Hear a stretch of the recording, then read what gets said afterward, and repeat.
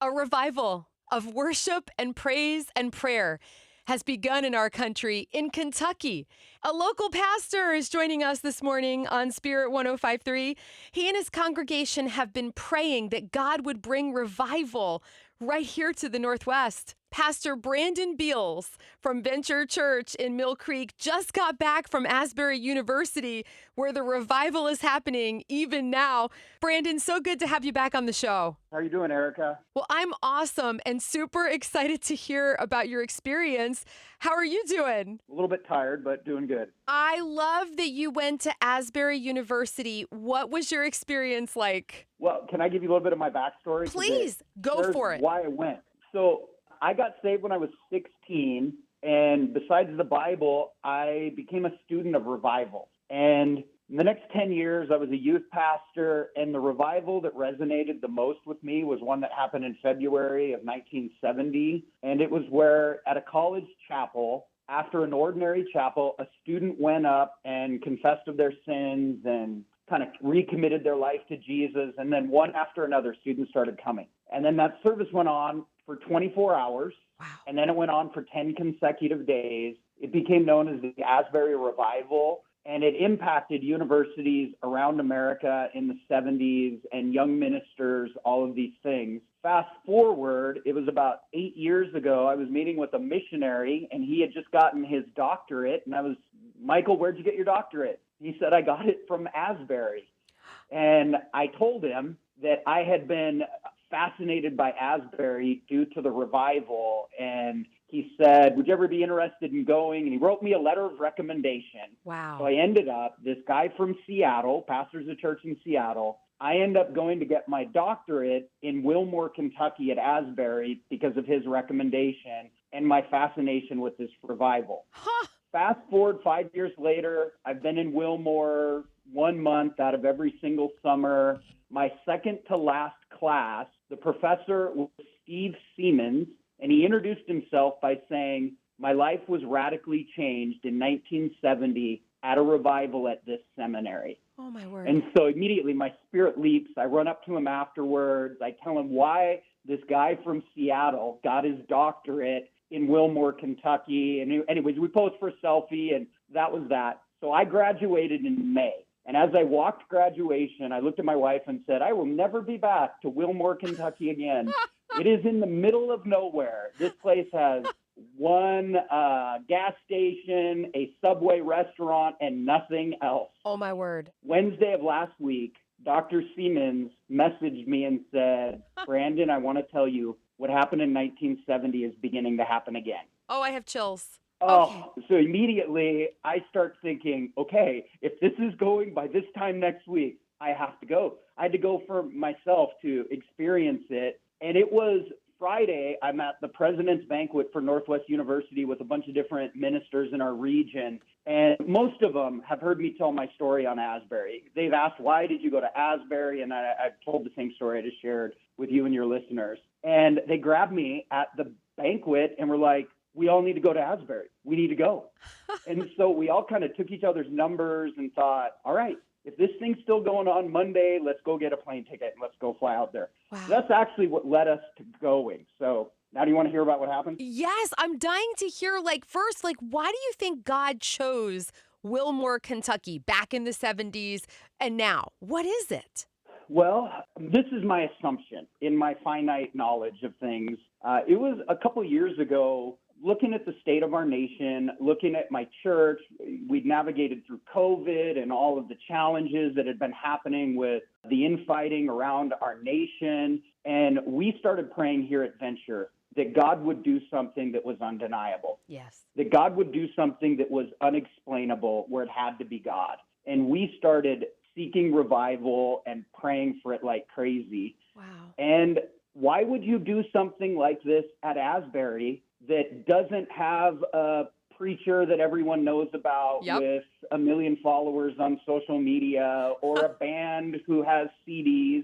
Why would you do it that way? So Jesus gets to be the hero. Oh, I love that. I love that perspective. So what was it like? I'm on the edge of my seat. I can't wait to hear. So we all flew in from different airports and ended up showing up at Asbury at about 8:30 Tuesday night. And normally, again, I'd been to Wilmore for 5 years. That place shuts down at 5. There's nothing there. It's a ghost town. Oh, And the whole place is packed with people. And by the time we got there, the line to get into the main auditorium, every one of the overflows was full. But the main auditorium, which seats about 1,700, there was 500 people waiting in line, and we were last in line. wow. And we waited, but the energy, like you could feel that something was up. It just didn't make sense. Like, why here? Why would all these people come here? And as Providence would have it, a massive rainstorm came. Oh. And we're from Seattle. So while everybody else ran away from the rain, we looked around and said, we don't sweat rain. So we went from being the 500 person in line to getting into the auditorium, and the only seat available was in the front row, which all of us, like, we're looking at each other saying, we left this morning to come to this thing, and now we're in the front row. Only Jesus can pull this thing off. Yes. And the way that I would describe it is it's unexplainable. Okay. It was undeniable. It had to be God. There was nothing impressive. There was a speaker that would come up every probably 45 minutes and would share just kind of a short scripture devotional. Students would testify, and then every 45 minutes, the students would rotate in worship. And there was a keyboard player, guitar player, and a singer. Music was okay. The speaking was okay. But the presence of Jesus was so undeniable in that place. It was the way that we described it. It was heavy. Wow. So I didn't know how long I'd been there. I thought I'd been there for about 15 minutes. I just knew that after all the travel, I was a little bit tired. And I looked down at my watch, and we'd been there for 3 hours. Oh, Brandon. Passionately seeking God, elbow to elbow with people. People would be seeking God at the altar. They would get up, and 10 other people would replace them. And it just happened over and over again. And as a minister, here's what I would say. That sense of the presence of God, we've had services like that in the last year at Venture, where I've sensed the presence of God that strongly. Yeah. But the unique difference was when you partner that with people that are that hungry and anticipating God doing something in their life that much, those things together are irresistible for God to move. Wow. So that was it. Then I'll tell you, the next day, the rest of the crew that was with me stayed up all night at the services, but I'm old, so I couldn't handle it.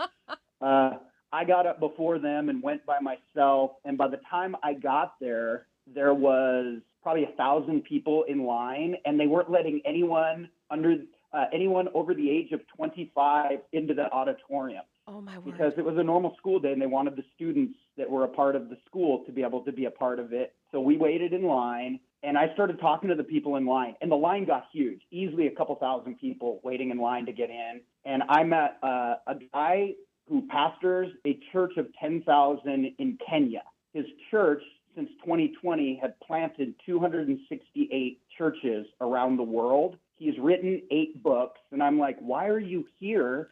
And he said, some of the classes that I took for my PhD were at Asbury, and he said, and I wasn't going to miss this. Oh, So wow. I'm standing next to this guy in line. Then they let us in, and same thing that happened the night before. I mean, just incredible sense of the presence of God. And the highlight, I think I shared this on my social media. The highlight for me was there's a group of us from Seattle that were there, and we all pastor in the same region. We're all believing for the same types of things. We all face the same types of challenges, and we all just got together at the altar, and we just said, let's pray for revival in the Northwest. And it was, I'm there with these pastors. They're weeping and seeking Jesus with everything we've got. And it was a moment where God kind of united all of our hearts together, believing for the same thing. And I didn't realize that anybody had taken a picture of it. And they sent one of the guys the picture as we left. And so that's what I posted. But I'm believing for a move of God in our region. Me too. I want to ask you about one more thing, Brandon, before I let you go here. I'm reading a headline from NBC News. A nonstop Kentucky prayer revival is going viral on TikTok, and people are traveling thousands of miles to take part. NBC News is on this. What is God going to do from here? The reason I think this is sustainable is because it's not going to be about a minister or a minister's church or a worship team. This is going to be about Jesus. And Jesus is going to be the hero. And people are going to come, and it's like there's no respecter of persons. You go there in humility and you go there seeking Jesus. And I'm telling you, that is so irresistible for God to move in that type of an environment. And I think what America needs is it needs a hero. And it needs to not be a human being. It needs to be Jesus. Wow. It needs to not just be another man, but the God man.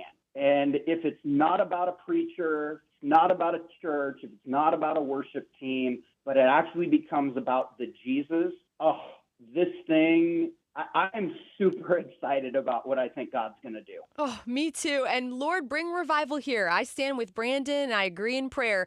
I got to tell you, all I keep thinking about is that one subway you mentioned. They must be overwhelmed in Asbury. They got to be out of bread by now. Hey, I am so thankful for you. Keep in touch with me. This has been such a privilege, and I'm really looking forward to sharing this with our listeners. Thank you so much. All right. Talk to you soon.